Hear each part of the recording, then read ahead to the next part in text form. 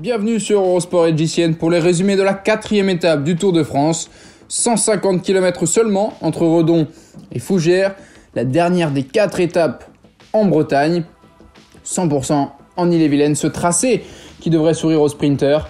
Par le passé, une seule fois le Tour de France est arrivé ici, c'était en 2015. La victoire était alors revenue à un certain Mark Cavendish qui revient en 2021 pour faire coup double.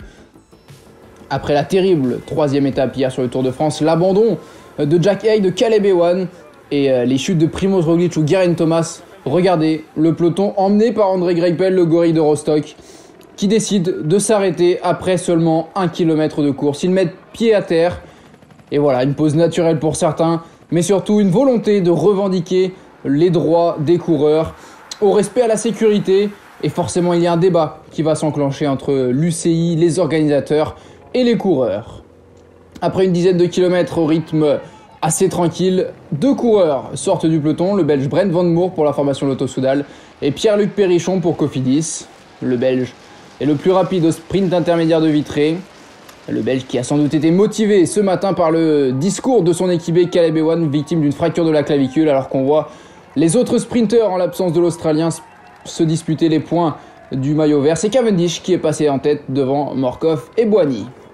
Regardez le peloton qui se met en action et l'échappée qui commence à ne plus trop s'entendre à 15 km de l'arrivée. D'ailleurs, Brent Van Moer accélère et dépose Pierre-Luc Perrichon.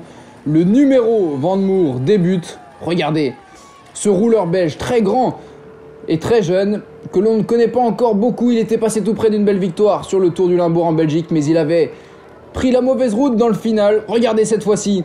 Il peut aller chercher une victoire de prestige. Brent Van Moer face au peloton, 500 mètres de l'arrivée. Il se retourne encore et encore, il n'y croit pas. Va-t-il résister au retour des sprinteurs et de leurs poissons pilotes? Il reste 250 mètres, 200 mètres. C'est Tim Merlier derrière qui lance le sprint, le vainqueur d'hier qui lance Jasper Philipsen. Jasper Philipsen peut-être pour un triplé de la formation Alpecin Phoenix. Il a dans sa roue Mark Cavendish, Kisbol, qui va aller s'imposer ici à Fougères. Brent Van Moer a été rattrapé, c'est Mark Cavendish qui prend le meilleur dans le final. Victoire du coureur de l'île de Man. Mark Cavendish signe son 31e succès sur les routes du Tour de France et revient à 3 longueurs d'un certain Eddy Merckx.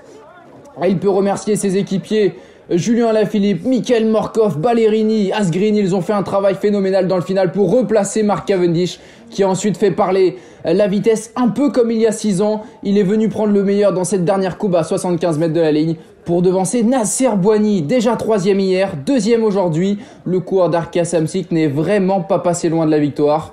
On retrouve ensuite Philipsen, Matthews et Sagan dans le top 5.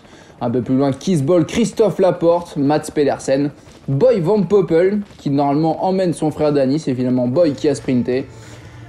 Et le maillot jaune, lui, qui a participé au sprint, allez dans les 15 premiers. Mathieu Van Der Poel qui conserve cette tunique jaune à la veille du contre-la-montre individuel entre Changé et Laval. Regardez les écarts, ils seront importants demain.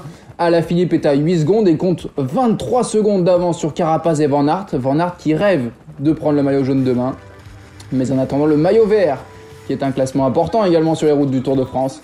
Le maillot vert sur les épaules de Mark Cavendish, qui a bien connu cette tunique et qui la retrouve pour le chrono individuel dont on parlait entre Changé et Laval, 27 km.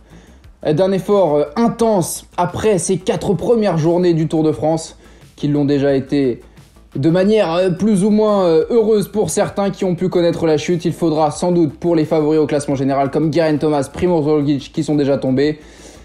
Vraiment un vrai test pour eux, voir s'ils sont en mesure de ne pas perdre trop de temps, peut-être d'en reprendre à certains, eux qui sont normalement des spécialistes de l'effort solitaire. En tout cas, un chrono très intéressant qu'il faudra suivre sur les antennes d'Eurosport et JCN ce mercredi.